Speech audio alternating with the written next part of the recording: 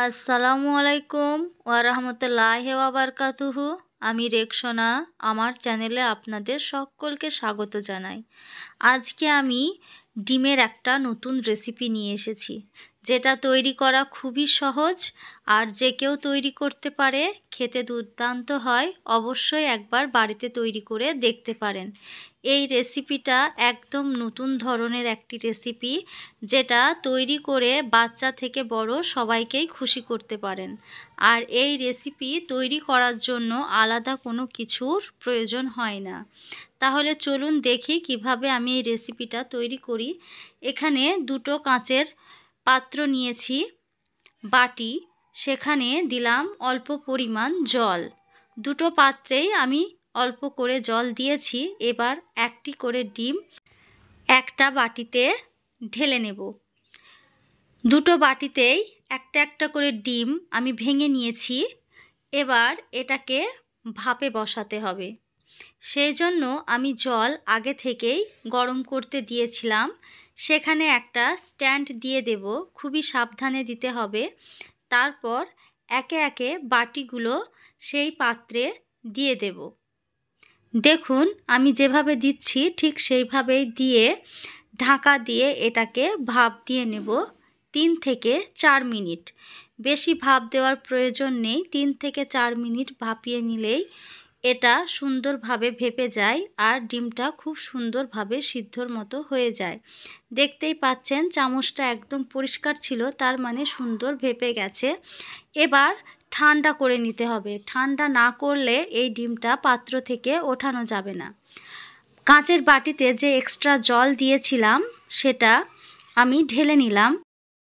এবার একটা চামচের সাহায্যে ঠিক এইভাবে ডিমটাকে বাটি থেকে তুলে নিতে হবে।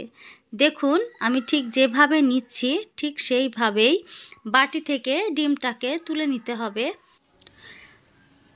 দেখতেই পাচ্ছেন খুব সুন্দর ডিমগুলো আমার বাটি থেকে উঠে আসছে।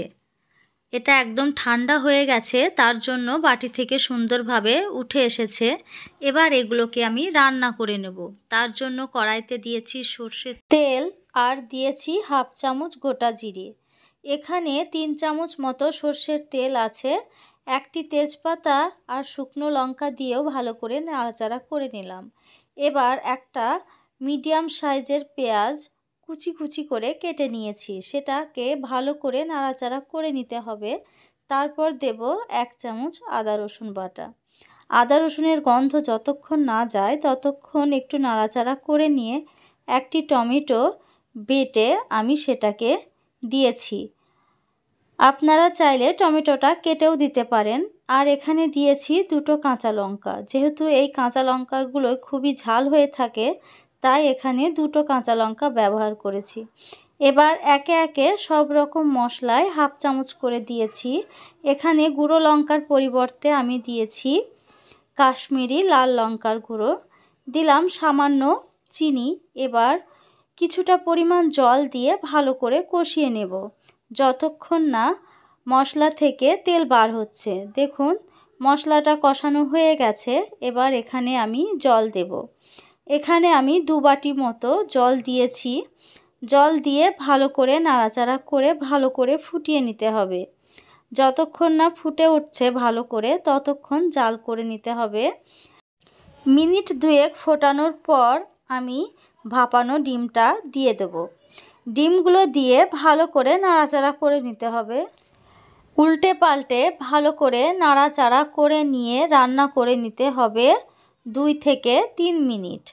এবার আপনারা যেরকম পরিমাণ গ্রেভি প্রয়োজন ঠিক সেরকম পরিমাণ গ্রেভিতে কিছুটা ধনেপাতা কুচি করে দিয়ে দিতে হবে। দেখুন আমার রান্নাটা প্রায় হয়ে এসেছে। এবার ধনেপাতা কুচি দিয়ে ভালো করে নাড়াচাড়া করে সিমটাকে অফ করে ঠান্ডা হতে দেব কিছুক্ষণ।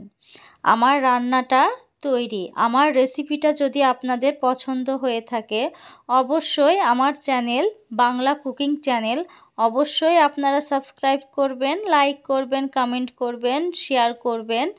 আর বেল বাটনটাকে প্রেস করবেন, তাহলে পরবর্তী ভিডিওর নোটিফিকেশন সবার আগে আপনাদের কাছে পৌঁছে যাব।